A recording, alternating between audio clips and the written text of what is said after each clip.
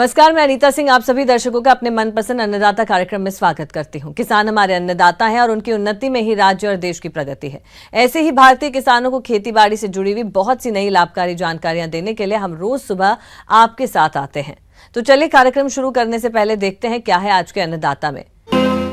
बिहार में लीची और आम की बागवानी बहुत बड़े एरिया में की जाती है। फिलहाल इनके बागों में बौर आने लगे हैं और कुछ समय बाद इनमें फल बनने लगेंगे। ऐसे में वृक्षों से फूल और फल झड़ने की समस्या आमतौर पर देखी जाती है। साथ ही इस समय कई हानिकारक कीटों का प्रकोप भी बागों में देखा जाता है, जिससे उत्पादन में काफी कमी आती है।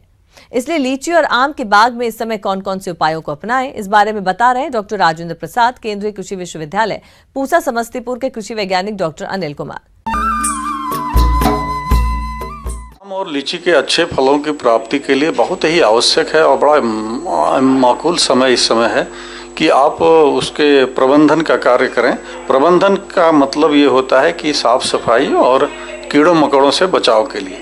तो आम और लीची के मंजर अभी पौधों में आ रहे हैं और कुछ आने के क्रम में है। क्योंकि इस बार ठंडा थोड़ा काफ़ी लेट तक पड़ा है, जिसकी वजह से मंजर धीरे धीरे आ रहा है। और आम में तो लगभग 50 से 60% पौधों में मंजर आ गया है और कुछ में आने के क्रम में। लीची में भी यही स्थिति बनी हुई है और उम्मीद करते हैं कि 15 मार्च तक अच्छी तरह से मंजर आ जाएगा। तो जो किसान भाई अगर पौधों की धुलाई कीटनाशक से नहीं किए हों, वो किसान भाई मंजर खुलने से पहले, मेरा खुलने का मतलब ये है कि फूल ओपन होना, अगर खुला नहीं है तो आप एक इस्तेमाल कीटनाशक का इमिडाक्लोरोपिड नामक कीटनाशक का इस्तेमाल 1 ml प्रति लीटर की दर से आम और लीची दोनों पर समान रूप से छिड़काव करेंगे। तो जितने भी कीड़े मकोड़े हैं जो फूलने पर पौधों के फलन को नुकसान करते हैं, उससे आपको राहत मिल जाएगी। बाग में अधिक मात्रा में फूल और फल झड़ने लगे तब इसके नियंत्रण पर ध्यान देने की जरूरत होती है। वैसे तो फूल और फल झड़ने के कई कारण हो सकते हैं, लेकिन तापमान में उतार चढ़ाव, हार्मोन्स का संतुलन, पोषक तत्वों की कमी, गलत समय पर सिंचाई, तेज हवाएं और कीड़े और रोगों का प्रकोप मुख्य कारण है। और इसके बाद अगर आप देखेंगे तो 15 मार्च के आसपास प्लानोफिक्स जो एक हार्मोन है जो सेटरिंग यानी फलों को गिरने से बचाता है, उसको 1 ml 4 लीटर पानी की दर से मिला के पौधों पर समान रूप से छिड़काव करें। ऐसा करने से एक तो फलों का झड़ना कम हो जाता है और दूसरा फलों का विकास, जो फलों की साइज होनी चाहिए, वो अच्छी होती है।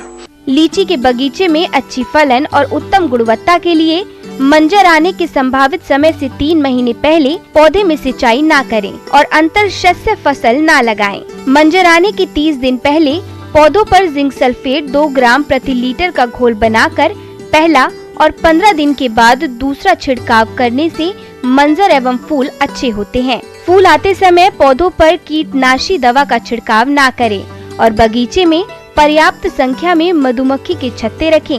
फल लगने के 1 हफ्ते बाद प्लानोफिक्स 2 मिलीलीटर प्रति 4.8 लीटर पानी में या NAA 20 मिलीलीटर प्रति लीटर का पानी का छिड़काव करने से फूलों और फलों को झड़ने से रोका जा सकता है।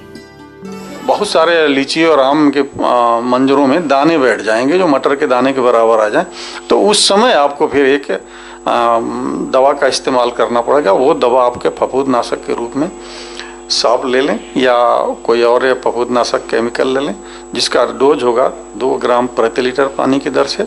और दाना पड़ने के बाद आम और लीची दोनों में जमीन की सिंचाई करें और सिंचाई के साथ साथ 2% यूरिया, यानी अगर आप कहें कि 2% यूरिया का टॉप ड्रेसिंग करें या स्प्रे करें या फिर 200 ग्राम यूरिया प्रति पौधे की दर से पौधों की जड़ों से, वृक्षों की जड़ों से 2 मीटर हटते हुए जमीन में मिला दें। इससे क्या होगा कि पौधों को अच्छे न्यूट्रिएंट मिलेंगे और फलों की साइज अच्छी आएगी और फल स्वस्थ होंगे। चलिए अब रुक करते हैं अगली कड़ी की ओर। किसान भाइयों, राज्य के जो किसान मछली पालन कर रहे हैं, उन्हें मछलियों के अच्छे विकास के लिए मौसम के अनुरूप इनका आहार प्रबंधन करना चाहिए, क्योंकि बदलते मौसम के साथ उनके मछलियों के खुराक में परिवर्तन होता है। और जैसा कि अभी राज्य में धीरे धीरे गर्मी बढ़ रही है, ऐसी परिस्थितियों में मछलियों को किस प्रकार का आहार दें, आइए इस बारे में जानते हैं मत्स्य पालन एवं प्रशिक्षण केंद्र जिला रांची के विषय विशेषज्ञ डॉक्टर धनराज कापसे से।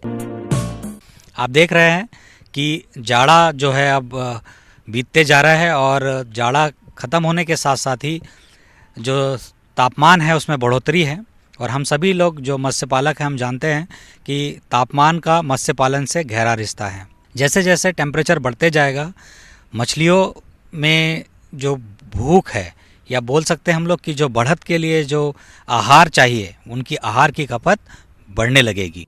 मत्स्य पालक भाइयों, मछली पालन व्यवसाय को सफल बनाने के लिए आपको मछलियों के आहार प्रबंधन पर विशेष ध्यान देना होगा, क्योंकि अगर आप अपनी मछलियों के आहार प्रबंधन में किसी भी तरह की लापरवाही बरतते हैं तो उससे मछलियों की वृद्धि ठीक तरह से नहीं होती है। तो आप मछलियों की उचित वृद्धि के लिए किस तरह से करें उनका आहार प्रबंधन, आइए जानते हैं। मान लो किसी तालाब में हम रोहू, कतला, मृगल जैसी भारतीय मूल की मछलियाँ पाल रहे हैं, तो ये मछलियाँ प्रायः प्लैंकटन फीडर फिश होती है, प्लवकों को खाती है। तो हमको ये चाहिए कि इस समय में तालाब में जो प्लवक है उसकी मात्रा को हम जांचें। इसके लिए साधारण सी विधि है सेची डिश। हम ये देखेंगे कि तालाब के अंदर हमको कितना गहराई तक दिखाई नहीं दे रहा है।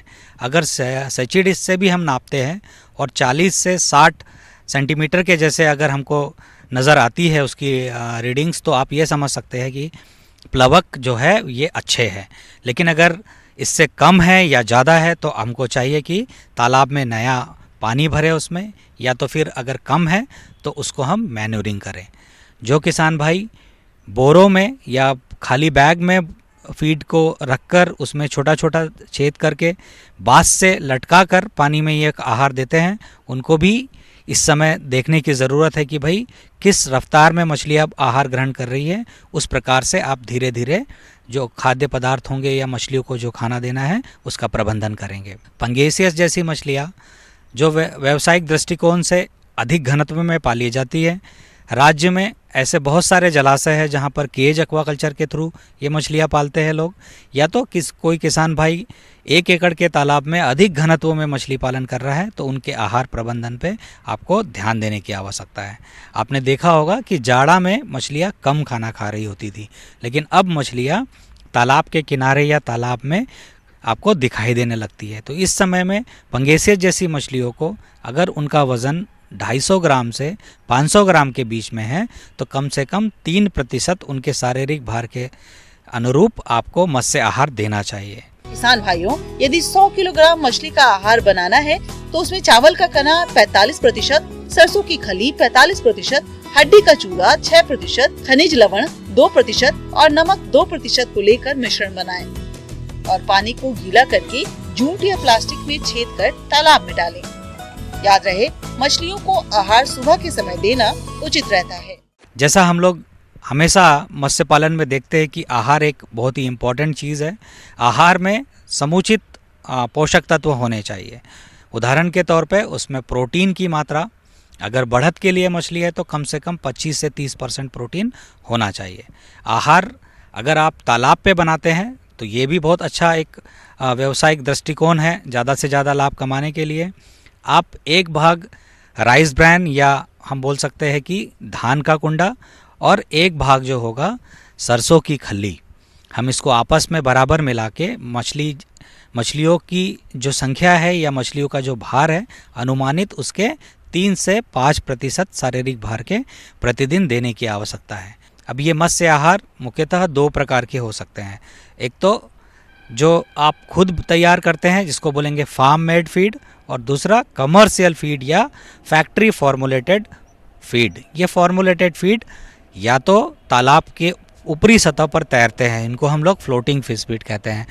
तो बहुत सारी ऐसी मछलियां हैं जैसे पंगेसियस है, वो ऊपरी सतह पर इन प्रकार के आहारों को बहुत अच्छे से लेती हैं। अतः निर्देश यही होगा, आपके लिए सुझाव यही होगा कि आप उनके शारीरिक भार के अनुसार 3% की दर से वो आहार उनको दीजिए। साथ ही साथ आप घड़ी में 1 मिनट उनकी फीडिंग को मॉनिटरिंग कीजिए। उस मत्स्य आहार जो दिया 1 मिनट में कितना प्रतिशत खा लेता है। अगर 1 मिनट में समुचित आहार खत्म हो जाएगा तो आप समझिए कि अगली जो किस्त होगी आपकी वो उससे कुछ बढ़ाकर देना चाहिए। तो मत्स्य पालन में आहार का बड़ा ही महत्व है। ये आहार अगर 1 किलो खाने से मछली में अगर 1 किलो की बढ़त हो जाती है तो आर्थिक रूप से ये अच्छा उत्पादन देने वाला होगा और किसान भाई हमारे ज़्यादा से ज़्यादा लाभान्वित होंगे। बढ़ते हैं अगली प्रस्तुति की ओर। मुर्गी पालन व्यवसाय में आपकी थोड़ी सी लापरवाही हानि का सबब बन सकती है। जी हाँ, मुर्गियों में कई घातक बीमारियों का प्रकोप होता है और ऐसी एक बीमारी है रानीखेत। अगर ये बीमारी आपके मुर्गी फार्म में आ गई है तो इस पर नियंत्रण पाना काफी मुश्किल हो जाता है। तो किसान इस बीमारी को कैसे पहचाने और रोकथाम के लिए कौन कौन से उपायों को अपनाएं, इस बारे में बता रहे हैं रांची पशु चिकित्सा महाविद्यालय जिला रांची के पशु वैज्ञानिक डॉक्टर भूषण कुमार। आज हम मुर्गी पालन से जुड़े किसान भाइयों के लिए रानीखेत बीमारी के बारे में चर्चा करेंगे। रानीखेत एक बहुत ही जानलेवा और विषाणु जनित बीमारी है जो मुर्गियों में होती है। खासकर ऐसे किसान जो मुर्गी व्यवसाय से जुड़े हुए हैं उनके लिए ये बहुत ही घातक, उनके लिए व्यवसाय के लिए बहुत ही घातक बीमारी हो जाती है, क्योंकि जब ये बीमारी फैलती है तो करीब 30 से 40% मुर्गियों की मौत हो जाती है और कभी कभी तो 100% 100% मृत्यु दर तक हो जाती है। मुर्गी में रानीखेत रोग एक अत्यधिक घातक और एक संक्रामक रोग है। ये रोग मुर्गी पालन की सबसे गंभीर विषाणु बीमारियों में से एक है। इस रोग में श्वास नहीं ले पाने के कारण 100% मुर्गियों की मृत्यु हो जाती है और रानीखेत रोग बहुत से पक्षियों जैसे मुर्गी, टर्की, बतख, कोयल, तीतर, कबूतर, कौवे, गिनी आदि में देखने को मिलता है, लेकिन यह रोग मुर्गियों को प्रमुख रूप से प्रभावित करता है। अब हम चर्चा करेंगे कि रानीखेत बीमारी होता कैसे है। ये रानीखेत बीमारी मुर्गी के किसी भी उम्र में हो सकती है, पर सामान्यतः देखा गया 2 से 5 सप्ताह की मुर्गियां जो होती है वो ज़्यादा इसके लिए ससेप्टेबल होती है, ज़्यादा उसके लिए ससेप्टेबल होती है, उनमें ये बीमारी होने की संभावना ज़्यादा होती है। और इसमें जो मेनली देखा गया कि सांस से रिलेटेड प्रॉब्लम, सांस की तकलीफ आती है। अगर इसका निदान तुरंत ना किया जाए तो 2 से 5 दिन में ही कहता है पूरा फार्म ही खाली हो सकता है। रानीखेत रोग का संचारण पक्षियों में अन्य संक्रमित पक्षियों के मल, दूषित वायु, उनके दूषित पदार्थ, दाना पानी उपकरण, दूषित वैक्सीन, कपड़े आदि के स्पर्श से फैलता है। इस रोग के लक्षण दिखाई देने के कुछ दिनों बाद पक्षियों की मौत हो जाती है। इसका जब हम लक्षण का बात करते हैं, जब अगर लक्षण की बात करें किस लक्षण से पहचान सकते हैं कि मेरे फार्म की मुर्गियों में रानीखेत बीमारी हो गई है, तो उसमें सबसे पहला देखा गया है कि मुर्गियों में लड़खड़ाहट आती है, गर्दन लुढ़कती है। ये सब मुर्गियों के दिमाग में विषाणु का प्रभाव के कारण होता है कि मुर्गियाँ लड़खड़ाना शुरू करती है, गर्दन लुढ़कती है, छींके और खांसी आना शुरू हो जाती है, सांस के नली में प्रभावित होने से सांस लेने में तकलीफ होती है, मुर्गियां मुंह खोल कर सांस लेती है, कभी कभी शरीर के किसी हिस्से को लकवा मार जाता है। प्रभावित मुर्गियों में देखा गया कि वो आकाश की ओर देखती है। और अगर पाचन तंत्र में प्रॉब्लम आ जाए तो ऐसी स्थिति में डायरिया भी होती है और डायरिया का जो रंग होता है वो पतला और हरे रंग का होता है। डायरिया के कारण लीवर भी खराब हो जाती है, मुर्गियाँ दाना खाना कम कर देती है और ये सब मुख्य कहता लक्षण है। इसके अलावा मुर्गियों में कभी कभी विकृत अंडे भी आती है रानीखेत डिजीज के कारण। अब हम बात करते हैं कि इसके निदान के लिए किसान भाइयों को क्या करना चाहिए। तो इसके निदान के लिए ज़रूरी है कि टीका आता है F1 लाइव स्ट्रेन या लसोटा स्ट्रेन बोला जाता है। ये टीका 5 से 7 दिन पर मुर्गियों को देनी चाहिए। और इसका जो सेकेंड डोज जो होता है वो होता है RB स्ट्रेन का, जो कि 8 से 9वें सप्ते पर और उसको फिर से देना पड़ता है 16वें से 20वें सप्ते पर। और अगर रोग उभर जाए 24 से 48 घंटे के भीतर पक्षियों में अगर F1 स्ट्रेन का टीका लगा दिया जाए, F1 स्ट्रेन या लसोटा स्ट्रेन का टीका लगा दिया जाए तो पक्षियों में केस के हेल्थ में सुधार देखा जाता है। मुर्गी में रानीखेत रोग से बचाव के लिए किसानों और मुर्गी पालकों के पास सिर्फ वैक्सीनेशन प्रोग्राम यानी टीकाकरण ही एकमात्र उपाय है। यह टीकाकरण स्वस्थ पक्षियों में सुबह के समय करना चाहिए और उन्हें रोग से प्रभावित पक्षियों से अलग कर देना चाहिए। वैक्सीन की खुराक हमें पक्षियों की आंख और नाक से देनी चाहिए। अगर मुर्गी फार्म बड़े भाग में किया गया है तो वैक्सीन को पानी के साथ मिलाकर भी दे सकते हैं। अब हम बात करते हैं कि इसके निदान के लिए किसान भाइयों को क्या करना चाहिए। तो इसके निदान के लिए ज़रूरी है कि मुर्गी फार्म जो है उसके आसपास अच्छी तरह से साफ सफाई रखी जाए, फुटपाथ का यूज़ किया जाए गलता है, और कभी भी कोई बाहरी व्यक्ति उनका फार्म में प्रवेश ना दिया जाए। और है कि एक फार्म जो है, एक फार्म से लेकर दूसरे फार्म के बीच में 100 से 150 मीटर की दूरी रखनी चाहिए। ये सब मुख्य उपाय है जिसके थ्रू हम कहता है रानीखेत बीमारी को अपने फार्म में आने से रोक सकते हैं। इसके अलावा मुर्गी पालक कुछ सफाई संबंधी कार्य करने से इस रोग को काफी हद तक रोक सकते हैं, जैसे मुर्गी घर की सफाई, बर्तनों की सफाई आदि रोगित पक्षियों पर तत्काल ध्यान देना चाहिए और रोग से मरे हुए पक्षियों को गड्ढे में दबा देना चाहिए या जला देना चाहिए। और क्या बोलता है, फ्लोर की भी सफाई होना चाहिए। जो कुन्नी है, कुन्नी को हमेशा बदलते रहना चाहिए और सूखी रहनी चाहिए, जिससे कि बीमारी ज़्यादा ना फैले फार्म के अंदर। अगर पशुपालक भाई इन सभी बातों का ध्यान रखेंगे तो हमें विश्वास है कि वो निश्चिंत ही मुर्गी पालन से बहुत ही ज़्यादा अत्यधिक मुनाफा कमाएंगे। धन्यवाद।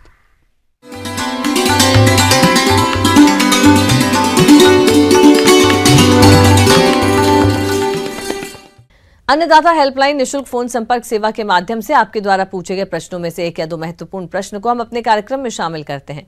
इसी के तहत आज का चयनित प्रश्न और उसका जवाब इस प्रकार है। अन्नदाता कार्यक्रम में आज जिस प्रश्न को हमने शामिल किया है उसे पूछा है पालीगंज जिला पटना से अमित कुमार ने। आप पशुओं में होने वाले निमोनिया रोग के कारण और इसके निदान पर जानकारी चाहते हैं। तो अमित कुमार जी, आपकी जानकारी के लिए देखिए कार्यक्रम का यह है अंश। किसान भाइयों, आप पशुपालन करते हैं तो पशुओं में स्वास्थ्य प्रबंधन एक महत्वपूर्ण विषय होता है।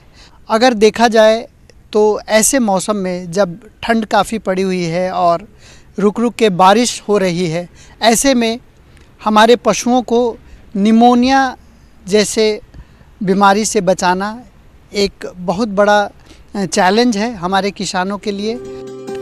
निमोनिया जीवाणु एवं माइकोप्लाज्मा जनित संक्रमित रोग है। ये रोग शीत ऋतु में या वर्षा ऋतु में अक्सर होता है। बुखार की हालत में पसीना होने पर बहुत ठंडा पानी पिलाने से और ठंडी हवा लग जाने से ये रोग हो जाता है। निमोनिया कई प्रकार के होते हैं और कई कारणों से हो सकते हैं। बैक्टीरियल निमोनिया हो सकता है, वायरल निमोनिया हो सकते हैं, पैरासाइटिक यानी कृमि रोग के चलते भी निमोनिया हो सकता है।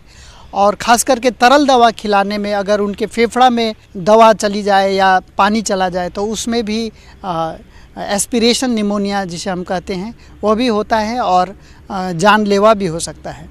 हमारे पशुओं में सांस लेने में कठिनाई होती है, सांस गहरा नहीं सांस ले पाते हैं वो लोग। हल्की सांस और तीव्र गति से सांस लेते हुए आप पशु को देखेंगे, नाक से पहले पानी गिरेगा और कुछ ही दिनों के अंतराल पर वह पानी एक गाढ़े नेटा के रूप में या सिंगन के रूप में वो परिणत हो जाएगा। वो सफ़ेद रंग का या पीले रंग का स्राव नाक से निकलते हुए आप देखेंगे और आँख से कीचड़ भी आ सकते हैं। और आपके पशु गर्दन को आगे की तरफ करके बहुत कष्ट से सांस लेते हुए आपको दिखाई देगा और देखा जाएगा कि पशु कमजोरी के कारण मृत्यु को प्राप्त होते हैं और आपको भारी क्षति होती है। इस रोग में रोगी पशु बहुत सुस्त रहता है, खाना पीना और जुगाली करना बंद कर देता है। उसके रोए खड़े हो जाते हैं, उसे जख्म और खांसी हो जाती है और पशु का शरीर कांपता है और साधारण ज्वर हर समय बना रहता है। उसकी नाक से बलगम निकलता रहता है तथा नाड़ी तेज चलती है। अब निमोनिया रोग से किस प्रकार से आप बचाव यानी करेंगे, इस पे आपको ध्यान देनी है।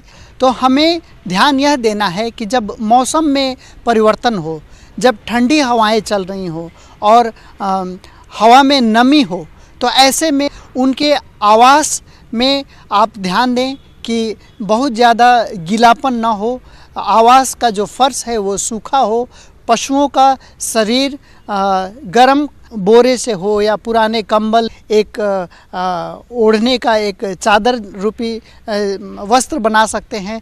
और पशुओं के आवास में आप इस बात का भी ध्यान दें कि हवा ठंडी हवा सीधे अंदर प्रवेश ना करती हो। घर में आवास में गर्म करने का व्यवस्था भी आप कर सकते हैं जाड़े के दिनों में। इन विषयों पे आप ध्यान देंगे और प्रबंधन को दुरुस्त करके अपने पशुओं को निमोनिया रोग से बचाने का प्रयत्न करेंगे। रोग से ग्रसित पशुओं को स्वस्थ पशुओं से अलग रखें। रोगी पशु का जूठा आहार या पानी स्वस्थ पशु को पीने नहीं देना चाहिए।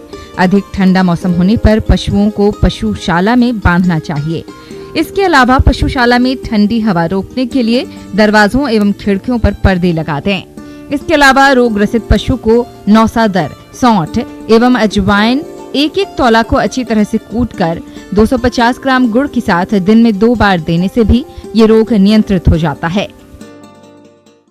निमोनिया के लक्षण अगर आपको दिख रहे हो, बुखार हो, पशु खाना कम कर दिया हो, तो आप चिकित्सक को तो अवश्य दिखाएं, नहीं तो आप अपने से भी एंटीबायोटिक दवाओं का प्रयोग कर सकते हैं। पेनिसिलिन ग्रुप की दवाएं इस पे बेहतर कार्य करती हैं। बड़े जानवरों में 40 से 50 लाख इंटरनेशनल यूनिट प्रतिदिन 5 से 7 दिन तक स्ट्रेप्टोमाइसिन इंजेक्शन दे सकते हैं।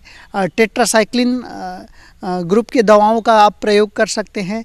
इन विभिन्न प्रबंधन की व्यवस्थाएं और चिकित्सा की जो उपाय हैं, अगर इन सारे पर आप ध्यान दें तो आप अपने पशुओं को इस बीमारी से बचा सकते हैं।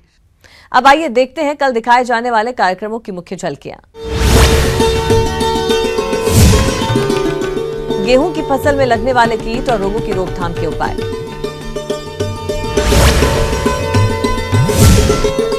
लोबिया की खेती करके किसान कमा सकते हैं अच्छा मुनाफा।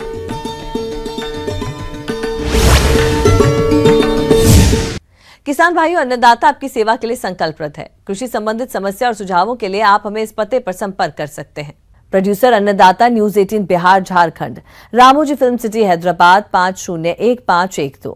साथ ही आप हमें ईमेल भी कर सकते हैं। हमारा ईमेल है p18annadatabihar@nw18.com। इसके अतिरिक्त आप हमें निःशुल्क हेल्पलाइन नंबर 180041921555 पर सोमवार से शनिवार सुबह 10 से शाम 4 बजे के बीच संपर्क कर सकते हैं। किसान भाइयों, अब समय हो रहा है आपसे विदा लेने का, तो हमारी अन्नदाता टीम को दीजिए इजाजत। कल फिर आपसे मुलाकात होगी कृषि संबंधित कुछ और महत्वपूर्ण जानकारियों के साथ। नमस्कार।